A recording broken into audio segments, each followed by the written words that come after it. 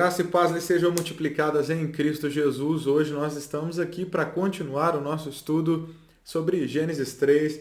Estamos falando sobre a queda, como ela se origina, quais são as suas consequências. Hoje nós vamos estudar o versículo 1. Quem será que é a serpente? Qual é o discurso? Quais são as técnicas que ela utiliza para enganar Eva? E será que ela ainda utiliza as mesmas técnicas para enganar você? Nós vamos falar disso hoje, logo depois da vinheta.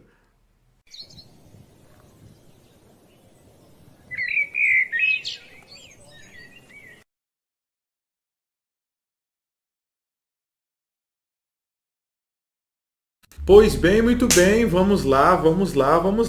Gênesis 3:1, NVT, todos os textos que eu for ler hoje, NVT. A serpente era o mais astuto de todos os animais selvagens que o Senhor Deus havia criado. Certa vez, ela perguntou à mulher: Deus realmente disse que vocês não devem comer do fruto de nenhuma das árvores do jardim? Pois bem, sutil. Nós estamos tão acostumados a esse texto que podemos deixar de lado algumas coisas que são importantes nesse versículo, que é curto, é conhecido, mas tem coisa boa para a gente aprender aqui hoje. Amém? A primeira coisa é a gente perceber que a serpente era uma figura de deuses no Antigo Oriente Próximo, era a figura de deusas egípcias que representavam tanto mal como representavam proteção. A deusa cananita da fecundidade é uma serpente. Nós temos as figuras conhecidas, quem assistiu Cavaleiro do Zodíaco aí, viu Tiamat, Leviatã, deuses do caos. Mas mesmo quando a serpente não está relacionada com deuses, ela tinha ali um significado cultural de astúcia, de saúde, um significado também de imortalidade em função de trocar sempre a sua pele.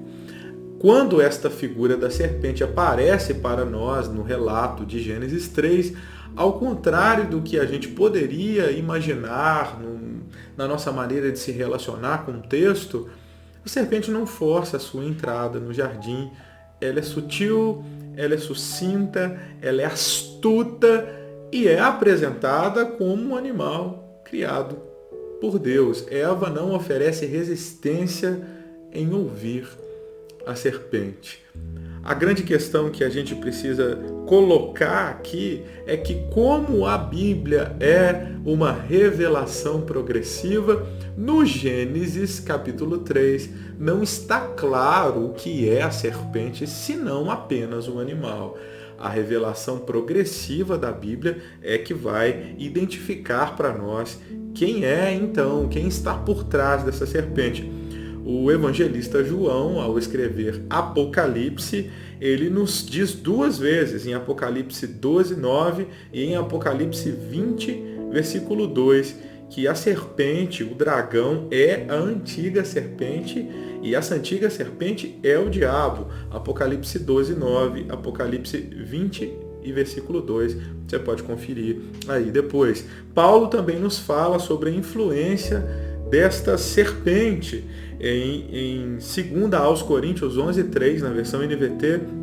No entanto, temo que sua devoção pura e completa a Cristo seja corrompida de algum modo, como Eva foi enganada pela astúcia da serpente.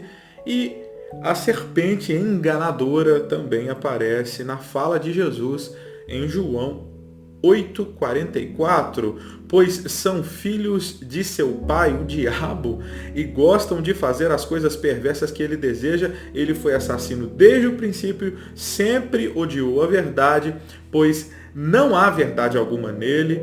Quando ele mente, age de acordo com o seu caráter, pois é mentiroso e pai da mentira, assassino desde o princípio, pai da mentira. É claro que Cristo não está fazendo uma referência à serpente, mas que Satanás é o enganador desde o princípio. Não é difícil para nós, que já temos a revelação da palavra de Deus, identificarmos que a serpente é Satanás, mas é necessário percebermos que a apresentação dessa serpente em Gênesis 1 não é uma apresentação forçada, ela é sutil, ela é delicada, e nesse sentido, aqui no texto, de Gênesis, não é perceptível que essa serpente é Satanás. Isso vai ficar claro para nós com a revelação progressiva da palavra de Deus. Uma coisa interessante aqui é que Eva é governadora do mundo, governa sobre os animais, sobre as árvores, sobre tudo. Nesse sentido, é necessário que a gente olhe de maneira clara que a serpente é submissa a Eva. Eva, então, não está num processo de ser subjugada por uma força maior. A serpente é submissa a Eva. Nós vemos essa referência de Jesus e Pedro, agora Jesus resistindo àquele que é o seu inferior, coisa que Eva não fez. Lá em Mateus 16, nos versículos 22 e 23, Pedro, depois de um discurso pesado de Jesus e muito sincero, Pedro tenta impedir Jesus, diz, olha, isso não vai acontecer com você, o senhor não pode dizer isso. E Jesus diz, arreda Satanás. Uau! O amigo que tinha estado com ele tantas vezes, o amigo que tinha visto ele em sua transfiguração, o amigo que estaria com ele no seu pior momento de lamento lá no Getsêmani, é chamado aqui de Satanás, de inimigo, de adversário. Arreda Satanás, você está tentando me afastar com sutilezas do meu propósito. Para variar, aonde o primeiro Adão e Eva caem, Jesus vence. Louvado seja Deus. É necessário também que a gente perceba a grande sutileza que existe aqui na corrupção que a serpente empreende, no grande talento que Deus dá ao homem. A grande marca da superioridade do homem diante de toda a criação, uma marca física, é a linguagem. Nós temos uma linguagem absolutamente complexa e isso mostra como somos seres complexos. Satanás usa da linguagem, sinal grande de nosso domínio, para nos corromper. E é sutil. As técnicas de discurso são, no mínimo, admiráveis. A cobra, a serpente, faz uma manobra sutil de sugestão.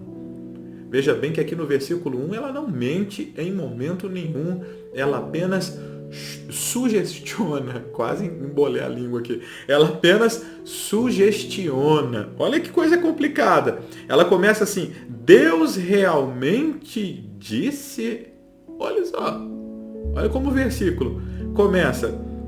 Certa vez ela perguntou à mulher, Deus realmente disse?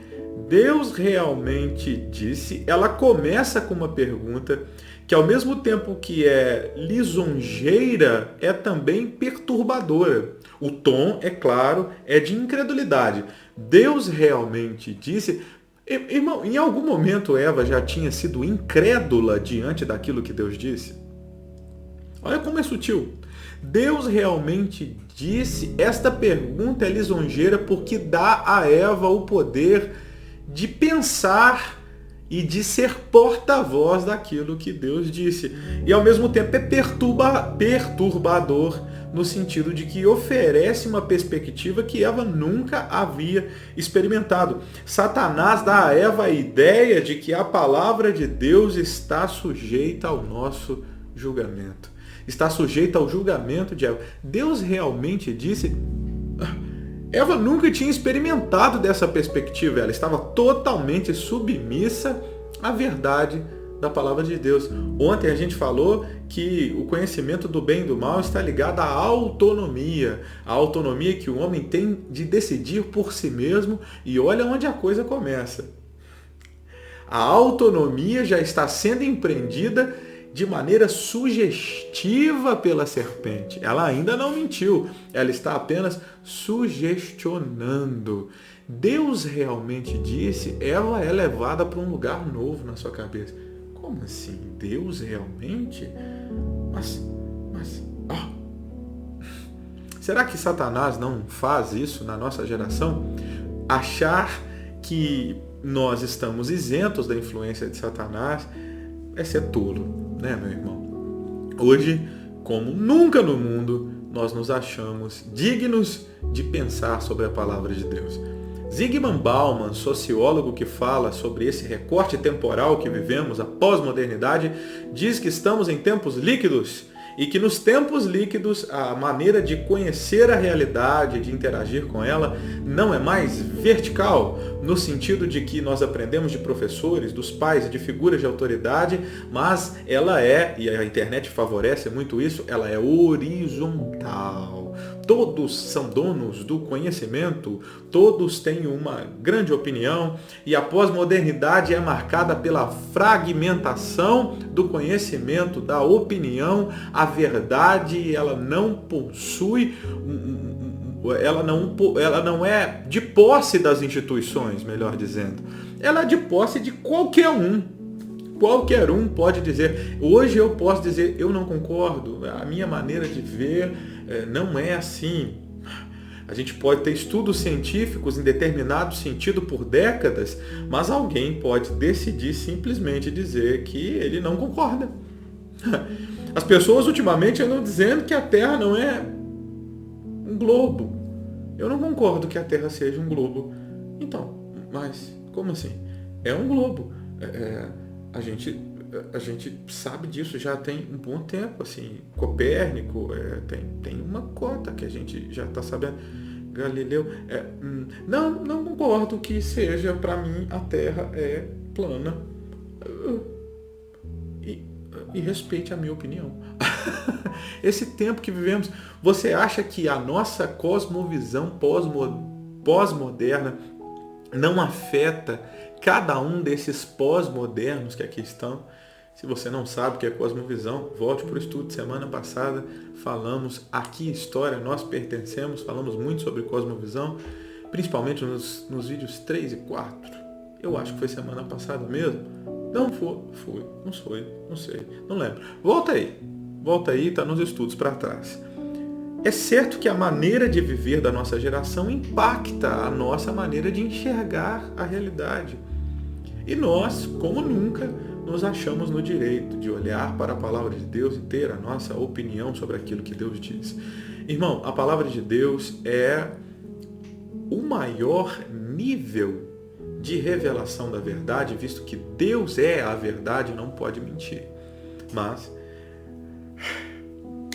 as pessoas ultimamente acham que têm direito de pensar por suas cabeças o que a Bíblia diz e interpretar a partir daquilo que elas acham justo. Isso é um problema que começou lá no Éden, viu?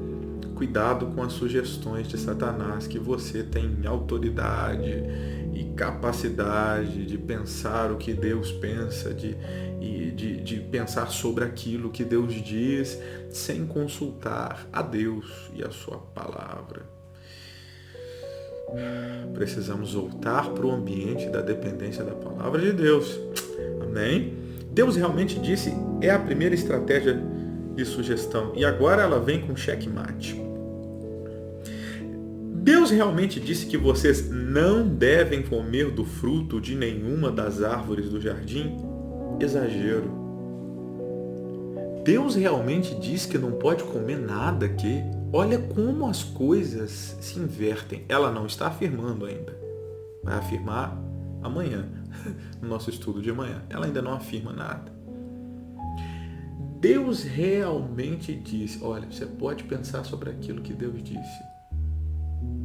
Que vocês não podem comer de nada aqui. O que Deus tinha dito? Vocês podem comer de tudo menos desta.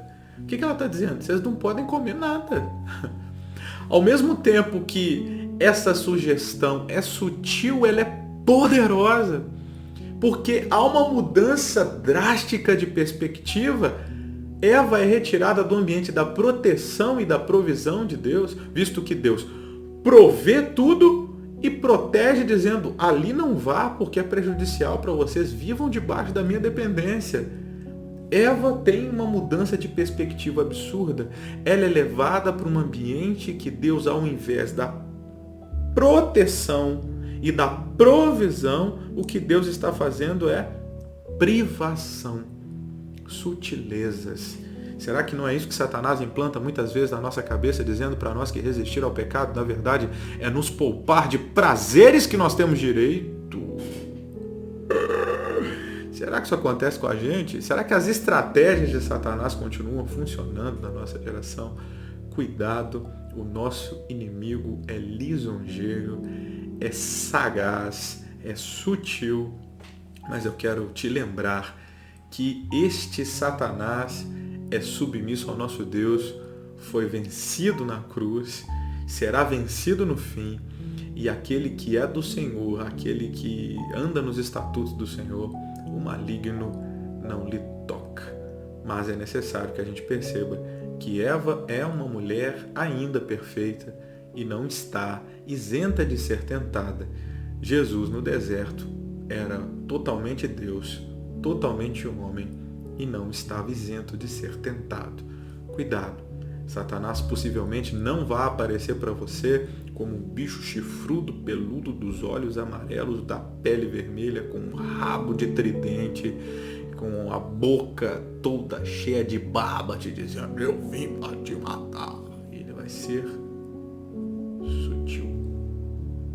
Veja bem, ele nem mentiu ainda, apenas sugestionou e levou Eva para uma perspectiva nova que irá corrompê-la. Cuidado. Que a graça e a paz do Senhor sejam multiplicadas sobre a sua vida. Até logo.